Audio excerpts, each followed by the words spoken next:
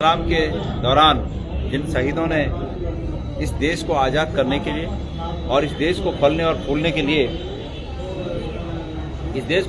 फूलने के लिए अपने प्राणों का उत्सर्जन किया, कुर्बानी दी, शहीद हुए, उनकी भावनाओं के अनुरूप हम लोग इस देश की एकता और अखंडता के लिए, इस देश के विकास के लिए और इस देश के निवासियों के उत्थान के लिए हम काम कर सकें। परमेश्वर से प्रार्थना करते हैं कि परमेश्वर की शक्ति हमें।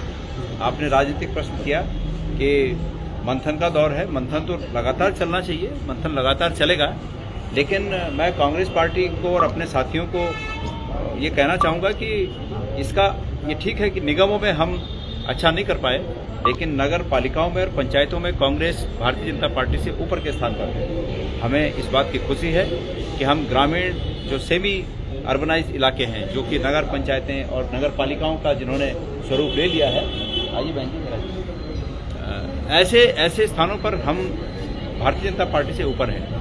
हमें महानगरों में और अपने को मजबूत करने की आवश्यकता है, उस पर काम किया जाएगा, लेकिन जो मैंने कहा कि सेमी अर्बन इलाकों में हम भारतीय जनता पार्टी से ऊपर हैं। हमें इस बात की खुशी है। हमारे कार्यकर्ताओं का धन्यवाद, सब लोगों ने मेहनत की और इसको परिष्कृत करने की आवश्यकता है।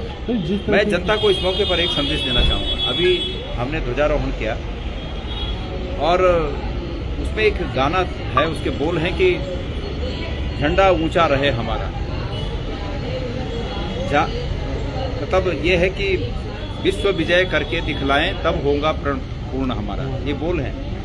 तो विश्व विजय करने का जो हमारा सपना है, वो सपना तब साकार हो सकता है जब हम सैक्रिफाइस करने के लिए तैयार हैं। हमें स्वार्थ छोड़ना होगा, हमें ये बात छोड़नी होगी कि मेरा भला हो जाए। हमें इस बात को पकड़कर चलना होगा कि सबका भला हो, और उसके लिए अगर मुझे कुर्बानी भी देनी पड़े तो वो कुर्बानी देने के लिए मैं तैयार हूँ। ये भावना स्वतंत्रता संग्राम के दौरान थी और आज उस भावना की देश को, प्रदेश को आवश्यकता, ज़्यादा मजबूती से उसकी आवश्यकता है। तो हम सब प्रदेश के भले के लिए, देश के भले के लिए एकजुट होकर उस भावना के अनुसार कि विश्व विजय करके दिखलाएं तब होगा पूर्ण हमारा, उस भावना के साथ सब अपने को कुर्बान करने के लिए तैयार रहें और निश्चित रूप में देश का, प्रदेश का भला हो। धन्यवाद।